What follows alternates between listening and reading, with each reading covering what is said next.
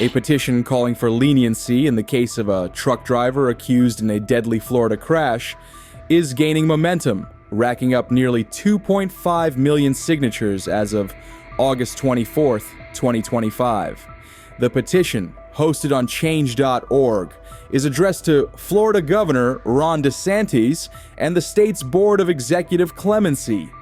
It urged officials to re-examine the charges against 28-year-old Harjinder Singh, an illegal immigrant who now faces 6 felony counts, including 3 for vehicular homicide and 3 for manslaughter.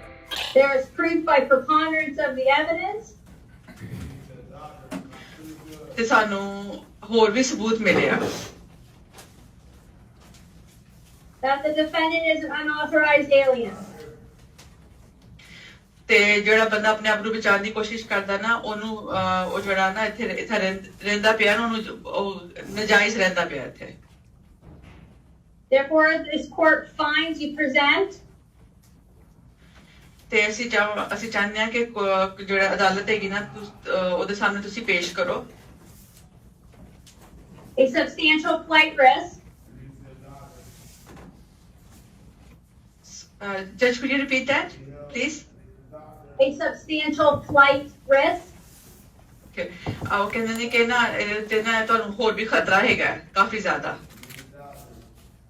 And there are no conditions of release that will ensure your appearance at trial. ਤੇ ਜੇ ਅਸੀਂ ਤੁਹਾਨੂੰ ਛੱਡ ਦਿੰਦੇ ਹਾਂ ਖਤਰਾ ਇਹਦਾ ਹੈਗਾ ਕਿ ਜੇ ਤੁਹਾਨੂੰ ਅਸੀਂ ਛੱਡਦੇ ਹੀ ਹੋ ਸਕਦਾ ਤੁਸੀਂ ਪੇਸ਼ੀ ਵਾਸਤੇ ਆਓ ਹੀ ਨਾ Therefore, sir, I'm setting your bond on each charge at no bond. Singh was driving a semi-truck on the Florida Turnpike on August 12th when he allegedly attempted an illegal U-turn.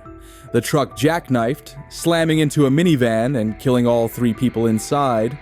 Authorities said Singh and his passenger fled the state the next day, were later captured in California, and extradited back to Florida. What does it mean to you all to have him back here after he's been in California for more than a week?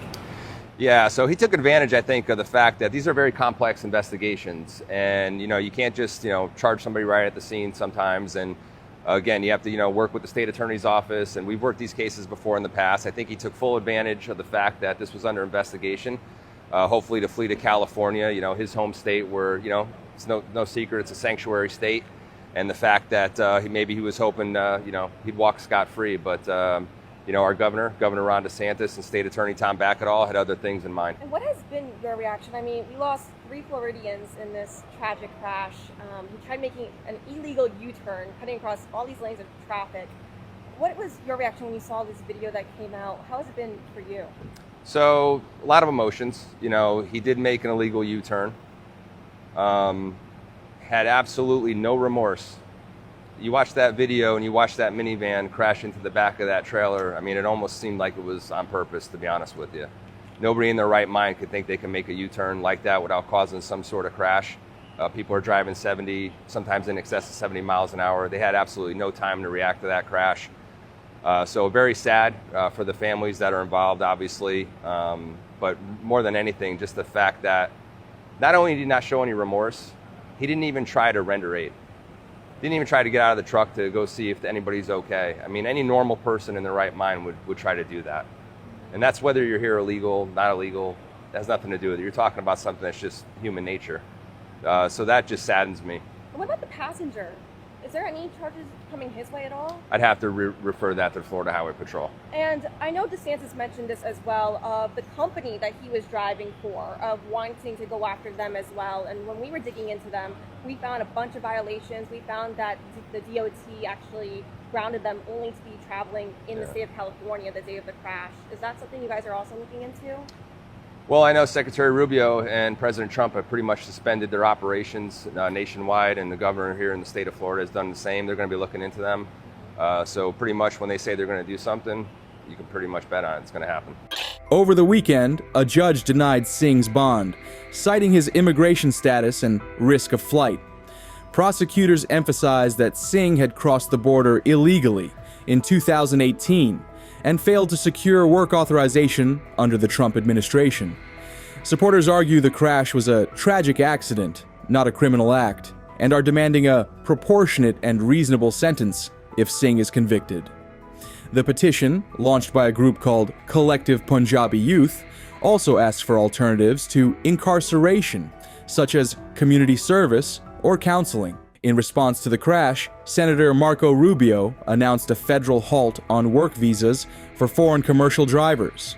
Florida Attorney General James Uthmire held a press conference in Live Oak to address growing concerns over immigration enforcement.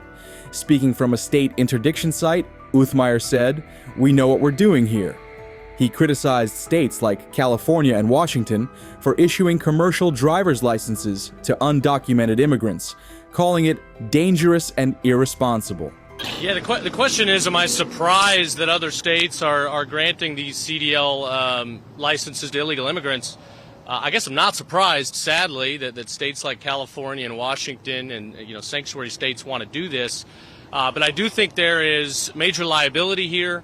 Our office is investigating both the actions of other sanctuary jurisdictions as well as the agents and companies that provided these exams or lack thereof. It's hard to imagine a situation where somebody doesn't speak English can actually go through one of these exams and receive the necessary authorization. If you can't read street signs, how are you going to drive large commercial vehicles, 18-wheelers, tractor trailers, in a safe manner? You could see it down in southeast Florida, right there where the truck turned and the unfortunate collision took place. There is literally a no U-turn sign that says official use only. For people, in the state that are driving, you see the little paths that cross over between the freeways, and you got fast-moving traffic. Oftentimes you see law enforcement or first responders there. It's a dangerous thing to do with such high-speed vehicles. So to do so in an 18-wheeler with surrounding traffic just shows the carelessness and the danger that was posed on other drivers in the area. So not surprised. Would like to see, our red states and our federal government work together to combat these policies, because they don't just impact the drivers in that state, as we've seen here. Drivers go into other states and ultimately put other state citizens at risk. So we'll continue to pursue any legal remedy we can, and we'll continue to work with our state partners in a defensive posture to protect Floridians from these out-of-state illegal aliens operating this large equipment.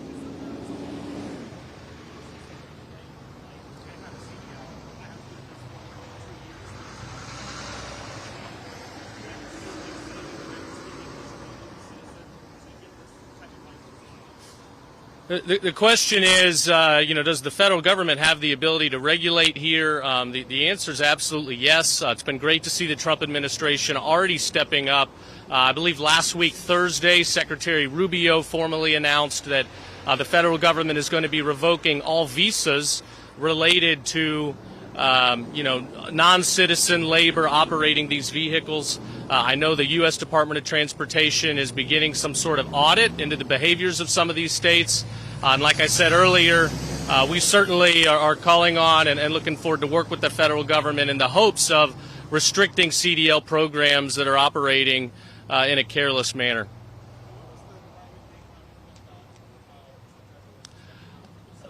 Last night, an illegal alien was detained in Bay County for driving a commercial vehicle, already put under an ICE hold. That individual will be deported back to where he came from. And it just shows that, this is going on across the state. So checkpoints like this are going to be a great way to stop it. I know our state law enforcement has other interdiction efforts. The troopers, again, were able to detain several hundred individuals last week that will be queued up for deportation. And going forward, we're going to do everything we can to identify illegal aliens driving these vehicles and pursue legal action where necessary.